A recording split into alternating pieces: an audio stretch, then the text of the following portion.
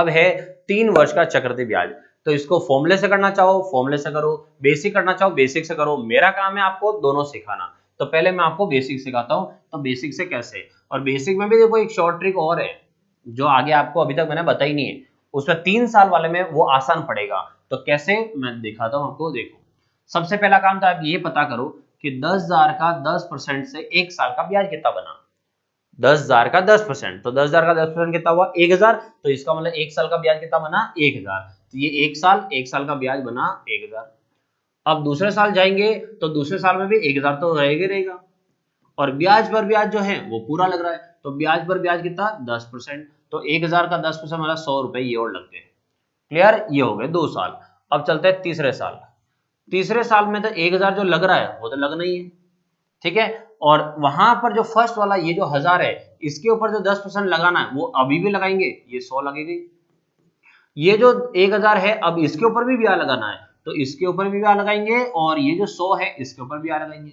तो सीधा सा यूं भी समझ सकते हो, पहला वाला 1,000 है जैसे उतारो, फिर उसके बाद दूसरे साल में जितना पैसा है वो है जैसे उतार लो, उसको यहां तक लाओ, ये 2 है इनको यहां है जैसे लाओ, मतलब पिछले साल का जितना ब्याज है उसको है जैसे उतारते रहो।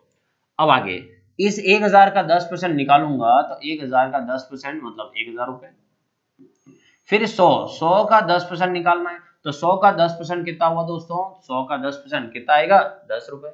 तो यहां पर ये हो गया पूरा 3 साल का चक्रवृद्धि ब्याज। तो 3 साल का चक्रवृद्धि ब्याज कितना आया दोस्तों, ये आपके सामने गिनो। 1,000 2,000 3,000, 3,000 तो ये हो गया, ठीक है। अच्छा ये यहां पर एक गड़बड़ है,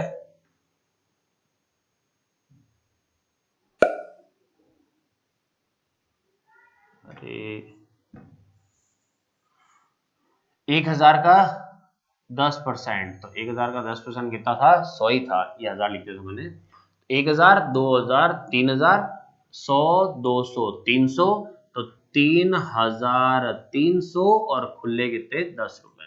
तो यहां से चक्रवृद्धि ब्याज जो बन के आया वो आया है 3,310 रुपए, ठीक है। एक तरीका तो ये हो गया। अब मैं इसी को शॉर्ट कर रहा हूं, ये ओपन में इस तरह से जो बिखरा हुआ है इतना बिखरा हुआ नहीं लिखो, तो इसको शॉर्ट में कैसे लिख सकते हैं। तो शॉर्ट में लिखने का तरीका समझना। शॉर्ट में लिखने का तरीका, तो सबसे पहले आ जाओ कि पैसा कितना है और उसके ऊपर 1 साल का ब्याज कितना बना। सबसे पहले ये निकालो, 10,000 रुपए है और 10,000 का 10% निकालो। तो 10,000 का 10% कितना होता है दोस्तों 1,000। तो इसका मतलब सबसे पहला काम है आप वहां से एक बार बस पैसा निकाल के ले आओ। 10,000 का 10% निकाल दिया कितना आया 1,000। अब क्या करेंगे, अब जो 1 साल का ब्याज बना है ना इसके ऊपर बार बार ब्याज लगाएंगे। कितने साल तक जाना है 3 साल तक। तो देखो ये 3 साल का पैटर्न बता रहा हूं, हर कहीं मत लगा देना, सिर्फ 3 साल। 1,000 जो फर्स्ट में ब्याज बना उसके ऊपर कितनी दर 10% से ब्याज लगाओ आप। तो 1,000 का 10% लगाओगे 100 आएगा। फिर क्या करना, इस 100 का वापस निकाल दो 10%। तो 100 का वापस 10% निकालो तो 10 रुपए आया, ठीक है। अब जो पहली पहली संख्या है उसको हमेशा 3 से गुणा, दूसरी संख्या को 3 से गुणा और तीसरी संख्या को 1 से गुणा करो। ऐसा नहीं है 3 2 1, ऐसा नहीं, 3 3 1। और दूसरा ये बता दूं मैं आपको, ये जो लिखा है वो कुछ और नहीं है, वो यही है।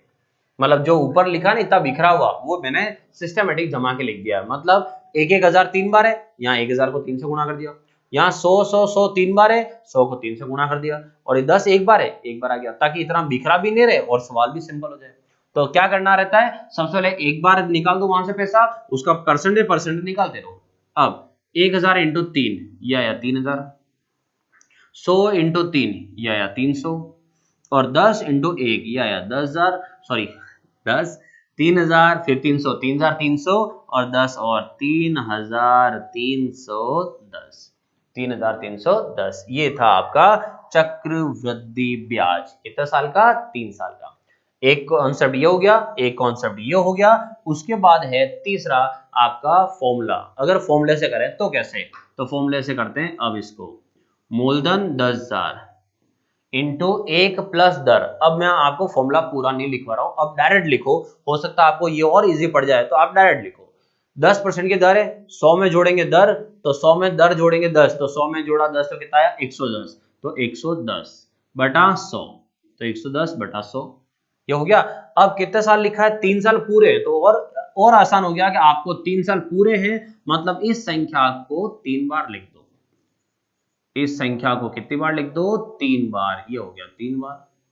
तो 10,000 रुपए है, 110 बटा 100, 110 बटा 100 और 110 बटा 100। ये हो गया। अब यहां से 4 जीरो, ये 4 जीरो और 2 जीरो, ये और 2 जीरो, ये कट गए। अब यहां से देखो क्या बचा हुआ है, 11 इंटू 11 इंटू 110। तो पहले 11 इंटू 11 इंटू 11 कर देते हैं। तो 11 इंटू 11 इंटू 11 का मतलब है 11 का घन, और 11 का घन होता है 1331, और पीछे की तरफ लिखा हुआ जीरो, ये जीरो। मतलब हो गया यहाँ जो मिश्र धन पता चला है वो मिश्र धन पता चला है 13,310। 13,310। अब अपन को क्या निकालना है? ब्याज। तो अगर अपन यहां से निकालना है ब्याज, तो मिश्र धन में से मूलधन हटा दो। तो 13,310 में से 10,000 रुपए हटा दो, और 10,000 हटाएंगे तो यहाँ कितना आया? 3,310 रुपए। कितना है दोस्तों? 3,310। ये था आपका चक्रवृद्धि ब्याज। कितना टाइम का? 3 साल का। आई थिंक अब तो सबको क्लियर हो गया होगा कि आपके सामने एक ही रास्ता नहीं है, आपके सामने 3-3 रास्ते हैं। आपको जो आसान लगे आप उधर से जाके उस सवाल को कर सकते हो। ये है बिल्कुल बेसिक समझने के लिए, और ये अपना स्कूली मेथड जो अपन समझते आए शुरू से।